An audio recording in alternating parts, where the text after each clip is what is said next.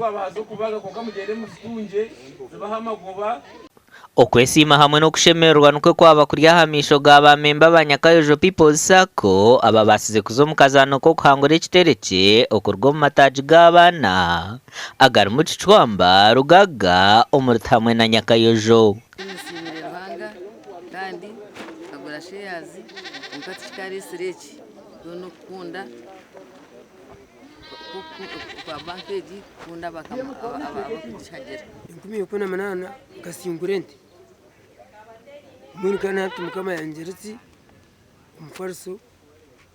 na ninko ente yeni yeji empaka zo kuhangura ekitereke zikatanduka mu kwezi kwa 11 kandi baguma shafiki yahangurente kandi abandi bahangura enkoko embuzi hamwe n'ebindi berabo nka flat screen kandi nashemererwa mukama yanyamba nahaka abahanguzi memba wa Nyakayojo People's Sacco yenda kusindika obuhabuzi bwanje hamenyeto mutahi yanje ryokwe ngu eminyeto ereke kugayemerumo kanyowe nko munyeto nindi sempunu ahakuba nkatandikira ahampunu 2 ubwa hati mbyo mu mpunu nsanzu ojuke Nyakayojo People's Sacco katanduka omwaka gw'2020 kandi ubwa hate inamatajana na ba memba abari kurenga kashanjo na runana members nani bashaba namazima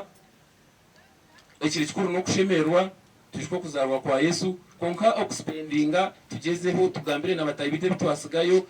tutakaza kuspendinga munonga tumanye ngo January ryaha tukina activities nyinshi kwenda kora mu January akasente ko kureba ngo noza kuspendinga munonga iyo kabike ukareta Nyakayojo People's Sacco kakubikire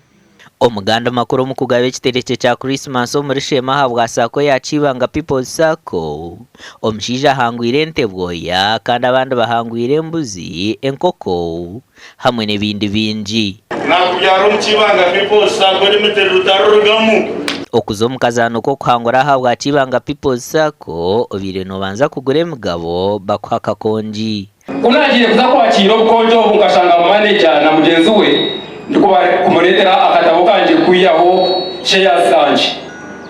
kuna zendinzi zirakora kabonero to mwizera ya patent ya mara ya mutumo rukwera eteje nda kutwara kwenu mukama yanyamba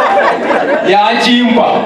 nasimarhanga abo kumpeza ekichoncho chemuzeji kandi nzima Kibanga People's Sacco na chairman wayo na board yona mwebare mazimarhanga ayuhira yongereho icyo kizibu kitino mu Uganda n'abantu kutatunga sente zo kodesa access to credit mweno aba Kibanga People's Sacco kore kintu kenshi kugira ngo abantu batunge sente zo kodesa betungure ndekintu cy'abantu munonga mu kiterero mu ngaro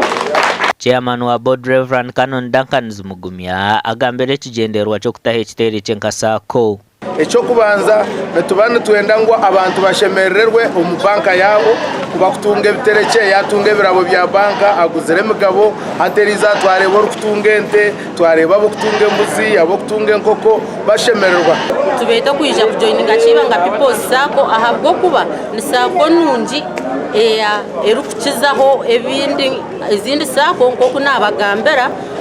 mgenu mwije mutujoininge twegite